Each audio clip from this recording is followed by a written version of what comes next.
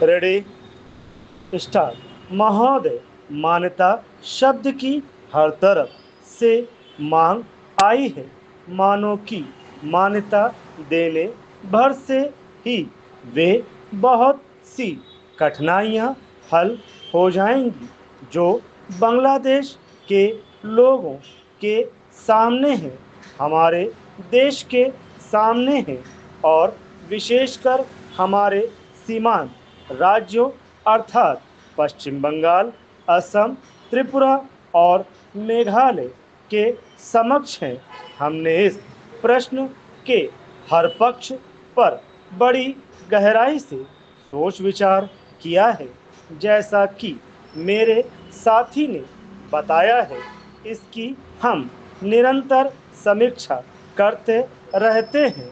हम इसकी प्रतीक्षा नहीं करते कि दूसरे देश इस विषय में क्या करते हैं। इस बारे में या अन्य मामलों के बारे में हम जो कुछ भी निर्णय करेंगे वह स्थिति के हमारे अपने ही स्वतंत्र मूल्यांकन के अनुसार और इस बात को ध्यान में रखकर होगा कि हमारे हित व्यापक अर्थ में किस तरह पूरे होते हैं।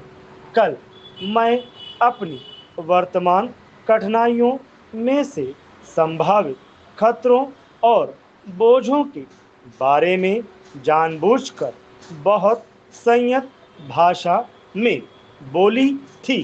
वह इस कारण नहीं कि मैं बोझों या खतरों से आज या कभी डरी हूँ, बल्कि इस कारण कि मैं चाहती हूँ कि माननीय सदस्य इन सब विषयों पर गहराई से विचार करें। Paragraph change. खतरों का तभी सामना किया जा सकता है जब आदमी इसके लिए तैयार हो। जैसा मैंने पहले कहा और फिर से दोहराना चाहूंगी कि यह समय दलगत प्रतिद्वंदिता का नहीं है।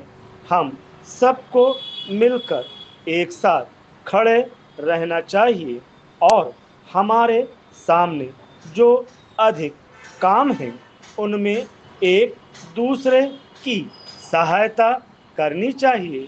सांप्रदायिक प्रवृत्तियों को दबाना चाहिए।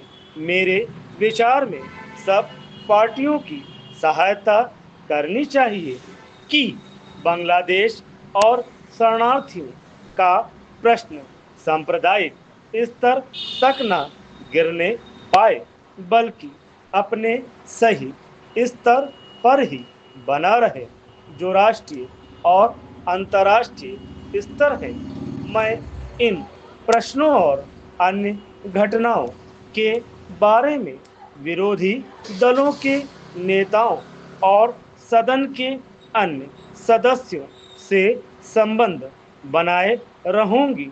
मैं अपनी तरफ से सदस्यों को इस विषय पर अपनी बात मुझसे आकर कहने और उनके पास जो कोई जानकारी हो उसे बताने की पूरी छूट देती हूँ।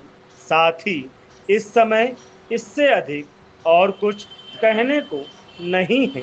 मैं बस इतना ही कहना चाहूंगी कि हम निराश न हों।